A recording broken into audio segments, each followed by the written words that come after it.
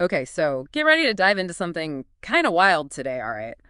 We're talking about what Adam's birthday book has to say about January 14th personalities. And let me tell you, it gets pretty intense. Yeah, it's definitely a different way to think about things, even if you don't take it super seriously. Oh, for sure, for sure. So the book calls January 14th the Day of the Integrator.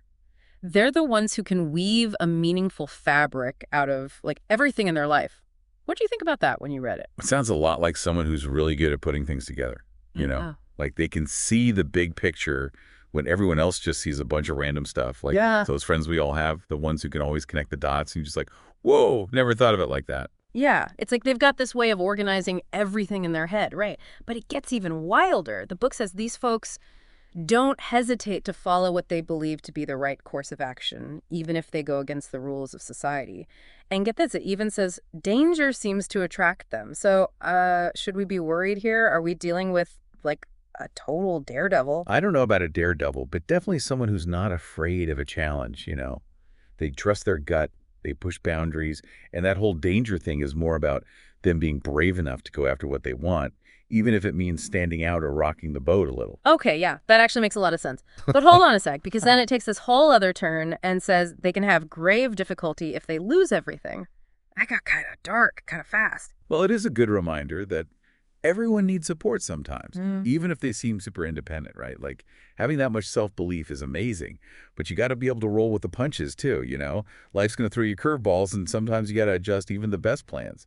It's about being strong enough to be yourself and open-minded enough to change when you need to. And that seems to be where the whole temperance tarot card thing comes in, right? The book makes a point of connecting those. What's that all about? Yeah, the temperance card is about finding that balance, that harmony. Imagine someone who's super passionate, puts their whole heart into everything. Now, picture temperance showing up not to like take that passion away or anything, but to help them focus it. Find that balance so they don't burn out. So for our January 14th friend, it's less about saying no and more about like finding that sweet spot where you're still going for it, but not getting totally carried away. Exactly. Because remember, the book also mentions that these folks can be prone to stress and pushing themselves too hard.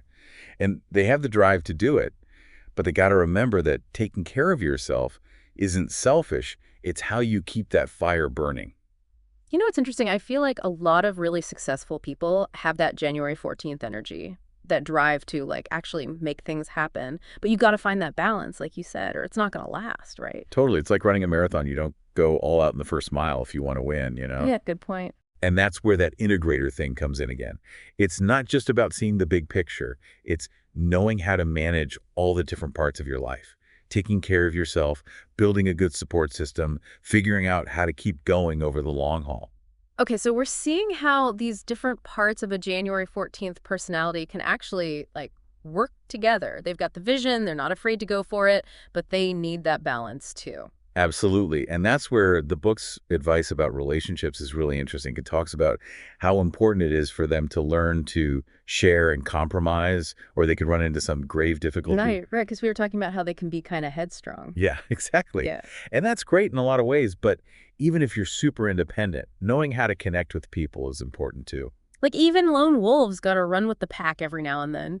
Exactly. Being able to compromise, see things from someone else's side, that's important for everyone, no matter when you were born, right? So true. And you know, it's funny because the book doesn't beat around the bush, you know. It straight up says January 14th, people need to understand social values and meet people halfway. Kind of reminds me of like that friend who always tells it like it is, even if it's tough to hear.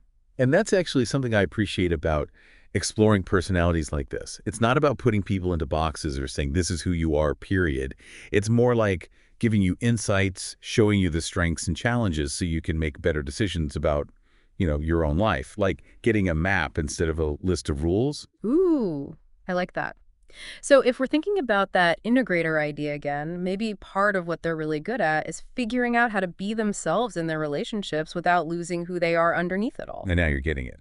Yeah. It's about that balance, staying true to yourself while realizing that relationships are a two-way street. Man, this is so insightful. So for our listeners out there who are like, whoa, that sounds just like someone I know, what would you say are the big takeaways about January 14th personality? Well, the main thing is they're the big picture people, right? Mm. They can put things together, connect the dots in a way most of us can't. They're driven, passionate, and they really trust that gut feeling. It's that day of the integrator Yeah. energy coming through. Exactly. Yeah. But like anything good, it's got to be balanced. They got to work on being flexible, learning to compromise, remembering that even if they feel independent, everyone needs people in their lives.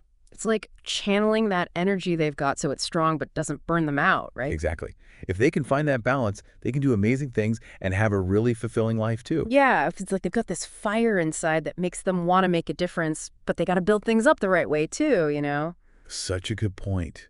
And it makes you think, like, if these January 14th folks are so in tune with their own intuition, how does that affect who they hang out with?